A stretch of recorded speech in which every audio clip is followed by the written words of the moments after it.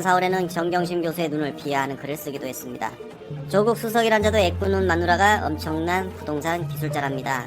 정말 사람으로서, 인간으로서 입에 담을 수 없는 말을 하고 있었습니다. 인간으로서 도저히 할 수 없는 말을 하고 있는 이 이보경 씨의 글을 조국 전 장관님이 보게 되었고 도저히 참을 수가 없었나 봅니다. 이에 조국 전 장관님은 이렇게 말했습니다. 정경심 교수께서 MBC 이보경 기자를 모욕 및 허위사실 적시 명예훼손으로 고소하였습니다. 이보경 기자는 이러한 고소를 자신에 대한 관심 집중의 계기로 오히려 즐거워할지도 모르겠으나 법적 제재는 받아야 할 것입니다. 라고 했는데요. 사과는 기대하지 않습니다. 이렇게 목을 박았습니다. 사과해도 소용없으니 제값 받아, 이 말이겠죠.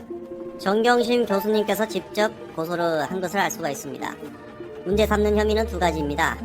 하나는 정경심 교수에 대해 모욕 및 허위사실 적시 명예훼손이고, 다른 하나는 정경심 교수를 비방하기 위한 목적으로 허위사실을 적시한 것입니다. 조국 전 장관의 떨리는 기록물 요약을 해보겠습니다. 조국입니다. 이보경 기자가 저를 조국이라고 호칭하는 것은 참을 것이나 이 글은 성격이 전혀 다릅니다. 정경심 교수는 사고로 한쪽 눈을 실명한 장애인입니다. 시각장애인을 향해 애꾸눈이라 표현을 사용하는 것은 시각장애인에 대해 명백한 경멸, 비하, 조롱입니다.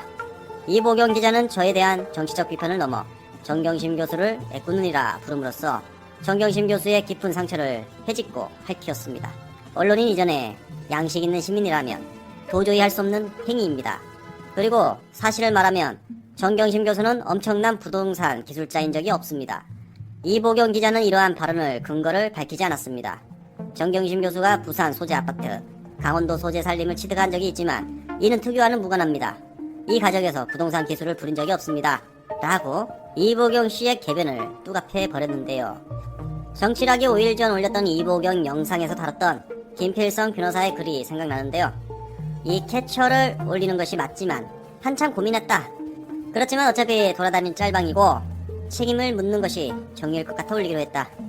우리 인간은 못 되어도 괴물은 되지 맙시다. 인간 미만 괴물이 어려운 학술용어 묻는다고 인간이 되는 게 아닙니다. 인간으로 대접받고 싶으면 최소한의 인간 흉내는 내는 것이 예의입니다. 라고 했었죠. 정말 이보경 씨에게 엄청난 뼈 때리는 직격을 날렸습니다. 이런 이보경 씨는 조국 전 장관님한테 관심을 받는 거 그게 아마도 꿈이지 않았을까라는 생각을 해봤습니다. 아니나 다를까 기다렸다는 듯이 조국 전 장관의 글을 본 이보경 씨의 관심 받고 싶다는 글이 또 올라왔습니다. 참 근데 어이가 없긴 하네요. 이보경 씨는 이렇게 말했습니다. 정경심 씨가 저를 명예훼손과 모욕 혐의로 고소를 했다고요. 그녀 남편 조국 씨가 페북에 주저리 참 길게도 알렸군요. 본인이 그 주제로 큰 모습 하겠다고 나선 바람에 주인인 국민과 국가가 당한 모욕과 명예훼손은 웃잖아요. 진짜 엄청난 주 없는 개변이죠. 저 부부의 자녀 입시 부정, 관련 여러가지 거짓말들, 사모펀드 의혹 등으로 무사람이 1년 넘는 가공한 심신 피해를 당한 일에 대해서 따져볼 일이 생겼군요. 한번 정산해봅시다. 어디? 라고 이렇게 관심을 나타냈습니다. 관심 좀 주세요라고 글을 썼는데요. 이분 정말 MBC 기자 맞습니까? 조선일보 기자 아닙니까? MBC에서 그렇게 팩트체크를 해준 부분을 전혀 모르고 있습니다. 이분은 조선일보만 보고 있나 봅니다. 이보경 씨를 보면 이분들이 생각나요. 진중건, 서민. 분명히 이보경 씨도 진실을 알고 있을 겁니다. 그런데 이들과 같은 길을 가는 것이죠. 뭔가의 이끌림으로 저는 그렇게 생각합니다. 조국 전 장관에게 보낸 그녀의 개변은 계속해서 이어지지만 생략하겠습니다. 정신 건강을 위해서 말입니다. 분노한 우리 민주 인사들은 이보경 씨에 대해서 참교육을 가르치고 있었습니다. 한교익 마칼럼니스트는 용서를 구해도 모자라 판에 잘했다고 주장하고 있네. 애꾸는 마누라는 모욕은 제법 감정으로는 반인류적 범죄입니다. 법에서 할 수 있는 최고형의 징벌이 가해지길 바랍니다. 라고 했습니다. 사형인가요? 김필성 변호사 또한 이렇게 말했습니다. 왜 이러는지 진짜 모르겠네, 저 아주머니. 제발 변호사 상담 한 번만이라도 받으시기 바랍니다. 무슨 피가 끓는 초딩 싸움도 아니고 가오 잡고 소리 지르면 이기는 게 아닙니다. 이보경 씨 라고 했는데요. 이보경 씨에 대해서 진짜 엄청난 참교육을 시키고 있었습니다. 조국 전 장관이 법무부 장관이 되기 전부터 정경심 교수를 부동산 기술자라고 말하고 있었다. 그렇죠? 이미 오래전부터 조국 전 장관을 노리고 있었다는 것을 어렴풋이 알 수가 있는 대목이라 생각합니다. 그런데 이보경 씨는 또 이렇게 해명을 하죠. 조국 전 장관이 법무부 장관 되기 전에 쓴 글이다. 꿍시렁 거리긴 했습니다. 그러나 이미 적배들 사이에 시나리오가 나돌고 있었고 이보경 기자 또한 손에 넣었다. 뭐 이런 상상도 해봤습니다. 저는 이보경 씨와 다르게 조국이란 이름을 부를 때마다 가슴이 울컥거립니다. 그건 우리가 조국이고 조국이 우리이기 때문이겠죠.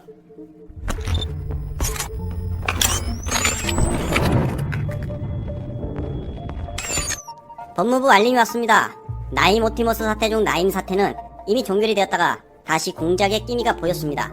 법무부가 감찰을 시작해 3일 만에 윤석열 총장이 나임 수사, 야당 정치인과 검사 노비 의혹에 대해서 윤석열이 수사 지시를 안 한 부분을 포착했습니다.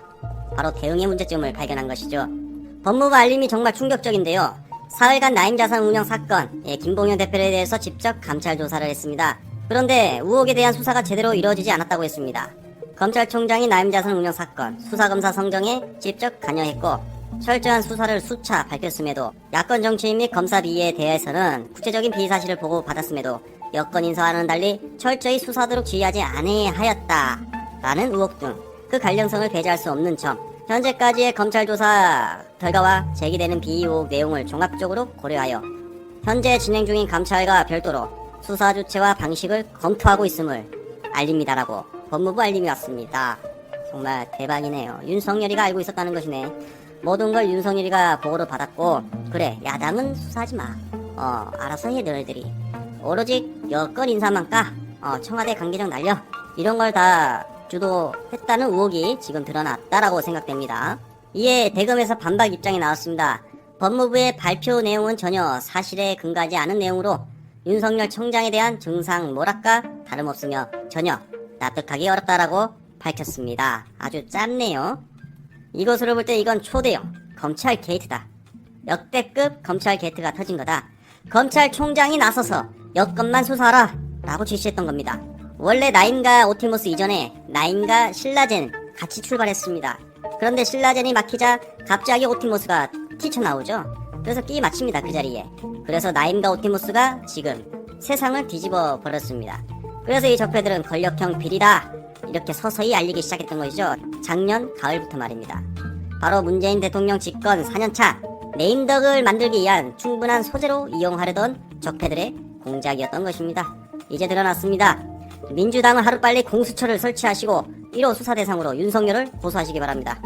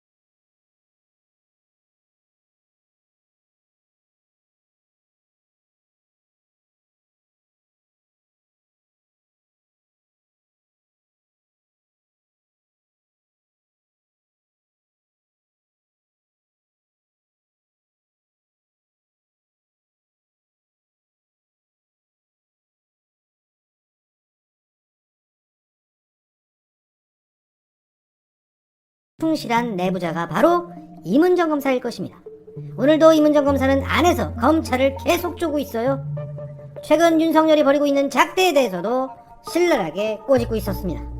자, 2016년 자신이 고발한 건에 대해서 검찰 수사심의위원회를 열어달라고 공개 요청하는 것입니다. 내가 고발인이라 신청권은 없지만 신청권이 없었던 채널A 이동재 기자의 요청도, 그 전문자문단 소집 요청도 들어주지 않았느냐. 검찰의 제19 감싸기 의혹을 불식시키기 위해서라도 나의 요청을 받아줘야지 마땅하지 않겠어? 라고 물어보는 겁니다. 윤 총장, 너가 중앙지검장으로 있을 때 내가 하려던 것을 불허했었지. 그런데 뉴스가 나가자마자 그 불허를 번복했잖아. 내가 하려고 했던 것을 해줬잖아. 조용히 요청하면 조용히 거부당하기 마련이더라. 그래서 많은 분들의 관심을 얻어서 시끄럽게 하고자 내 담벼락에 봉화불을 올린다. 나의 고발건에 관한 검찰 수사심의위원회 소집 요청서를 우편 제출함과 아울러 거듭 공개 요청해. 그리고 신청권이 없는 사람의 신청을 흔쾌히 받아줄 정도로 검찰이 특별히 아량을 베푸는 이때에 나의 고발건이 보안 수사가 좀 덜 되었더라도 2016년 검찰이 검사의 범죄를 알고도 조용히 사표 수리한 행위의 적법성을 수사를 계속할 필요가 있는지를 상식과 경륜을 갖춘 외부 전문가의 합리적 의견을 꼭 들어보게 해줘. 자, 이렇게 오늘 예, 제가 조금 의역을 했는데 이런 의미입니다. 네, 이런 의미로 오늘 그 이문정 검사가 윤석열이 최근 벌이고 있는 작태를 신랄하게 꼬집은 겁니다. 자, 최근 추미애 장관이 법사위에 나와서 자신의 검찰개혁 방향에 대해서 말씀하신 게 있어요. 자, 그 부분을 다시 한번 들어보겠습니다. 취임 초기에 제가 취임사를 통해서 줄탁 동시를 강조했습니다. 의원님께서 말씀하신 것처럼 검찰은 개혁의 대상이 아니라 개혁의 주체가 됨으로써 신뢰를 찾을 수가 있기 때문입니다.